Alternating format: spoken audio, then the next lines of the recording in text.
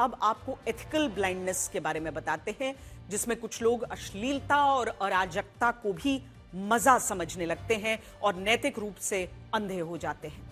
अनुमान है कि इस बार पूरे भारत में नए साल के मौके पर लगभग 5 करोड़ लोग छुट्टियां मनाने के लिए अलग अलग राज्य पहुंचे।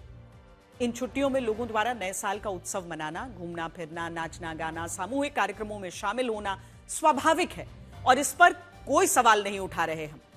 लेकिन जब यही उत्सव हुड़दंग में बदल जाए, फूहड़ता का रूप ले ले, इस उत्सव में अश्लीलता की जाए, बाकी लोगों को तकलीफ दी जाए और इसमें लोगों के चरित्र का खोखलापन भी दिखने लगे, तो ऐसे में सवाल उठाना जरूरी हो जाता है। आपने ये तो सुना होगा कि भारत में दुनिया की सबसे बड़ी युवा आबादी रहती है, लेकिन आज हम आपको ये दिखाना चाहते हैं कि नए साल के मौके पर भारत के यही युवा जश्न के नाम पर कैसा हुड़दंग कर रहे हैं। ये तस्वीरें उत्तर प्रदेश के नोएडा की हैं, जहां कुछ लड़कों ने बीच सड़क पर नए साल का जश्न मनाया।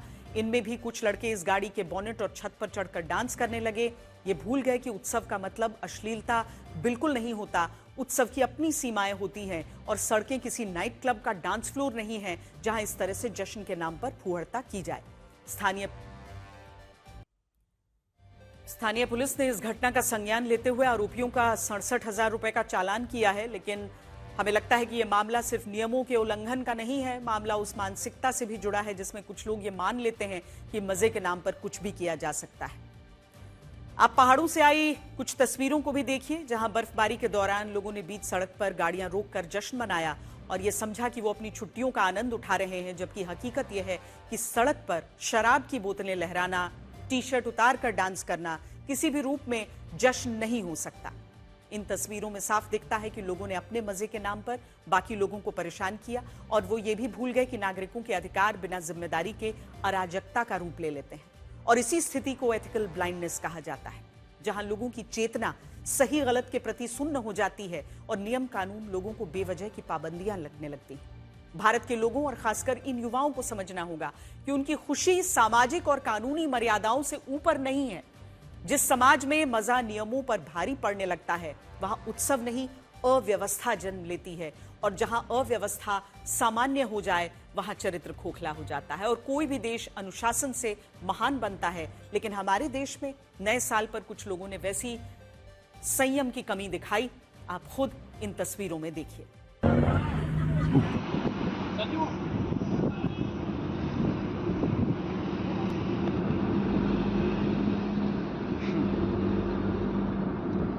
ये भी अजीब बात है कि इस तरह का हुड़दंग करने वाले लोग ही सोशल मीडिया पर रील्स बनाकर ये लिखते हैं कि द माउंटेन्स आर कॉलिंग, यानी पहाड़ बुला रहे हैं। वैसे आज हम आपको कुछ और तस्वीरें दिखाना चाहते हैं और ये तस्वीरें भारत की साइबर सिटी गुरुग्राम से आई हैं। नए साल के मौके पर गुरुग्राम का हाल ऐसा था कि वहां पैर रखने की जगह नहीं थी। इन तस्वीरों को देखकर बहुत सारे लोग ये पूछ रहे हैं कि आखिर इतनी भीड़ में नए साल का कैसा जश्न मना होगा। लोग इस भीड़ में धक्के खा रहे थे, जबकि कहने के लिए वो नए साल का जश्न मनाने बाहर निकले थे। सवाल यही है कि आखिर अब 31 दिसंबर को नए साल का जश्न मनाना क्या एक सामाजिक दबाव जैसा बन गया है?